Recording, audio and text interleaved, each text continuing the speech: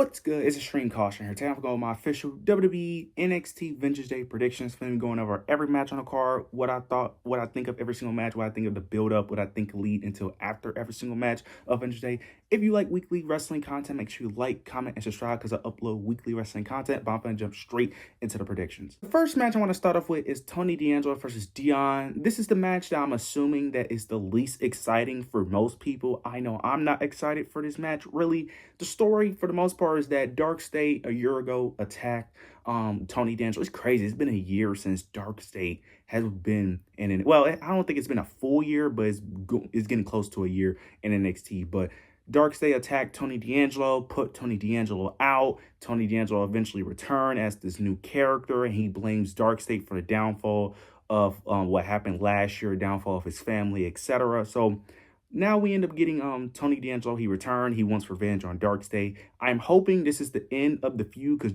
this has been going on for a bit. Tony D'Angelo is trying to take each member of Dark State out. I'm hoping this is the end because this feud isn't really doing anything for either person. This isn't helping Tony D. It isn't helping Dion.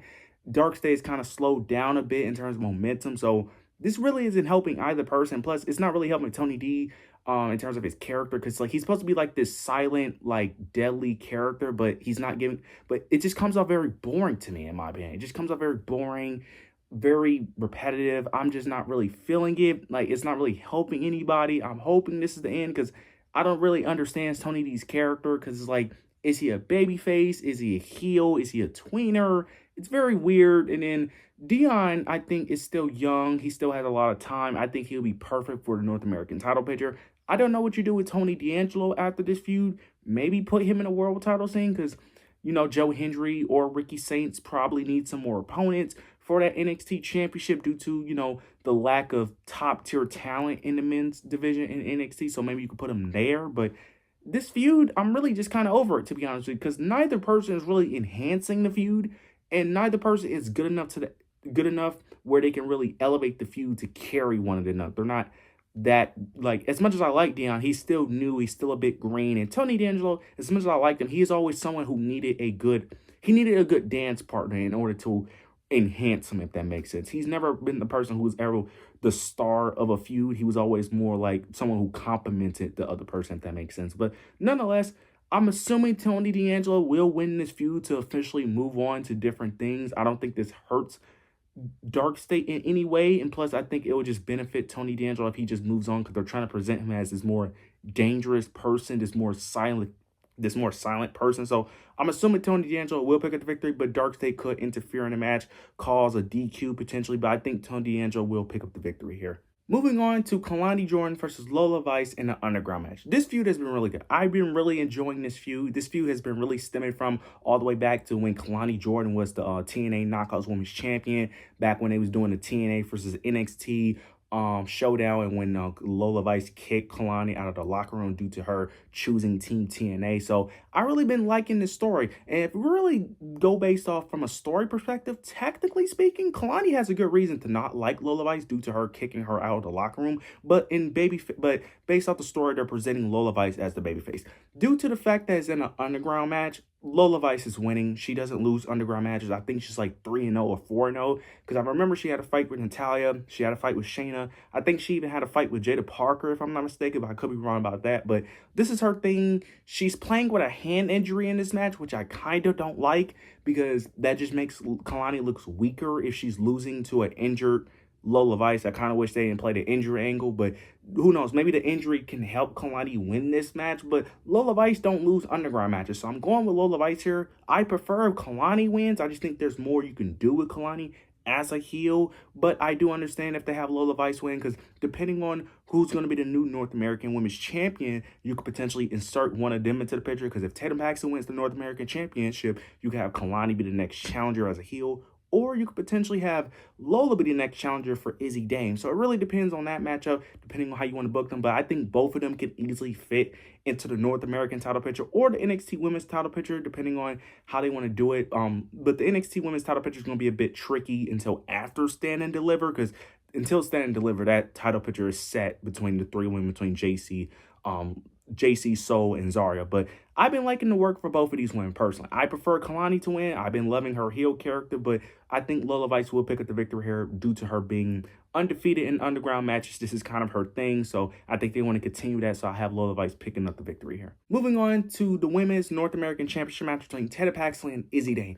I have been loving everything they have done with this feud, with Tatum joining the group, joining the calling, which I was not a fan of at first, even though I did say it did make perfect sense for her to join the group because it fit the theme of what they was going for, going after people with insecurities who weren't sure of themselves. I wasn't a fan of it at first due to the calling's booking wasn't that great at the time, but they have really improved their booking over the time, and then eventually having Tatum Paxley win the NXT Championship, Izzy Dane getting jealous of Tatum Paxley, then betraying her, costing her the NXT Women's Championship, and then eventually Izzy Dane winning the NXT North American Women's Championship, preventing Tatum Paxley from getting the opportunity. I've been loving this story, and what they're doing now with Tatum Paxley's gimmick of giving her this more serious version, this more confident woman who isn't insecure, who doesn't rely on friendship, who doesn't need to have a friend in her life anymore, that who is safe and secure in herself, which I have been loving this new character. I've been loving because I have been saying that eventually it will have to give her a character change, even though one of the reasons why I love Tatum Paxley was because she was playing that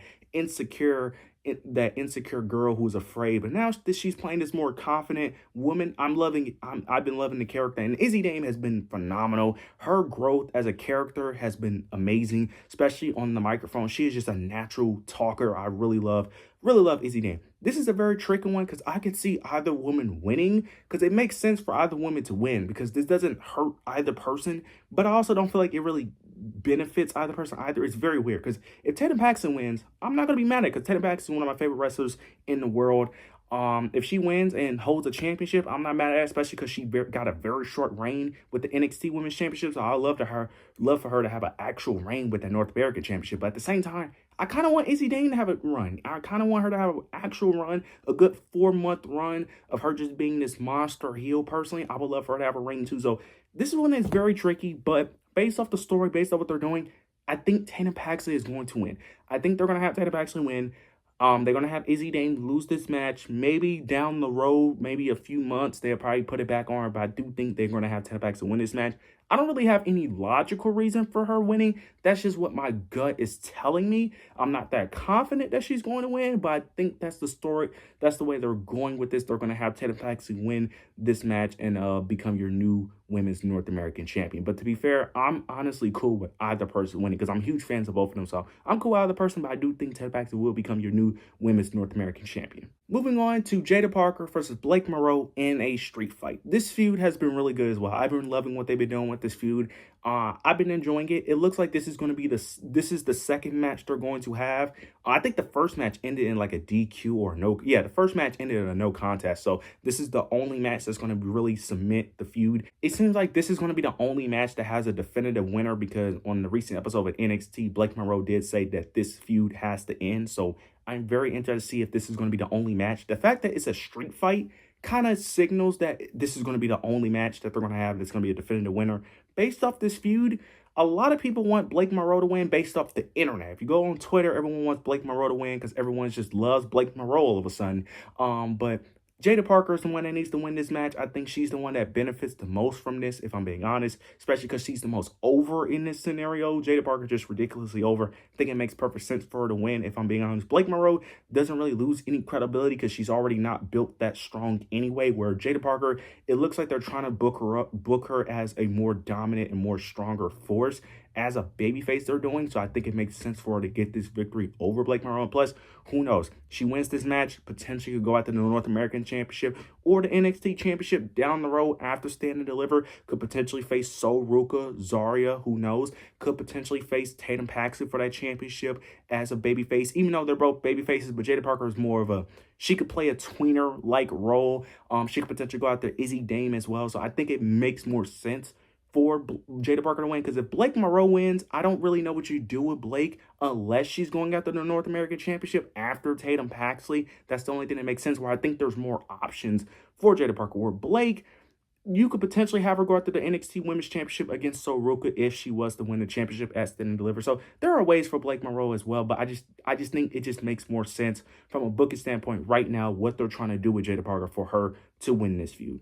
Now we get the main event. We end up getting Joe Hendry versus Ricky Saints for the NXT Men's Championship. I've been like what they're doing here. You get Joe Hendry, the new NXT champion, winning the 6-man or 7-man ladder match to become the new NXT champion after Obafemi vacated. You got Ricky Saints trying to reclaim his throne. I've been like what they're doing here. I like what they're doing with Ricky's heel character. Ricky has a real shot of actually winning this because they've been telling this thing with Ricky and Ethan and Vanity Project all being like this group. And on the recent episode of NXT, you know, having Ricky Saints trying to cheer up Ethan Page. He ends up mentioning him going after the NXT title. And then you end up having Ethan Page kind of giving him like that kind of like a look like he's about to go. They kind of tease something there, in my opinion. So I don't know if they're teasing Ethan Page going after the NXT championship. I don't know if they're teasing a potential like breakup of this group. I don't know what they're teasing, but they're teasing something with Ethan Page and Ricky Saints. And it's very interesting because on the Go Home show, Joe Hendry stood tall. So that's typically a signal that you're going to lose that match. That's typically a signal. So I'm very interested to see how this plays out because it would be very interesting to see if Joe Hendry do not have any opponents to face for that NXT championship. Well, if he holds it for just a short amount of time, but it really wouldn't shock me because Shawn Michaels do have unpredictable booking at times, so it wouldn't shock me if Joe Hendry lose here. And I'm trying to think of the potential opponents that Ricky or Joe Hendry could potentially face in the moment. And I really don't know who they're going to face for that or those NXT championships to actually have real feuds with, if I'm being honest, due to the men's roster being so new now. So it's going to be very interesting to see. But I actually think Ricky Saints is going to win here. I think Ricky Saints is going to win here. I think based off the Go Home show with Joe Hendry standing tall, plus with Ricky Saints, they're teasing something with him and Ricky. I think potentially they could potentially do something where Ricky helps Ricky Saints help him become the new NXT champion, but then eventually Ethan Page turns on Ricky Saints. Now, I don't know if that makes him a babyface. They could do a heel and heel dynamic, or this could potentially make Ethan Page a babyface, eventually breaking away from from Ricky Saints. I don't know personally, but I do have Ricky Saints becoming your new NXT champion, becoming a 2-time NXT champion. Those are my overall thoughts and opinions of NXT Vengeance Day. You guys let me know your overall thoughts. Let me know your predictions down below in the comment section. Make sure you like, comment, subscribe. Make sure you hit the notification bell so you don't miss any of my content. But yeah, that's it.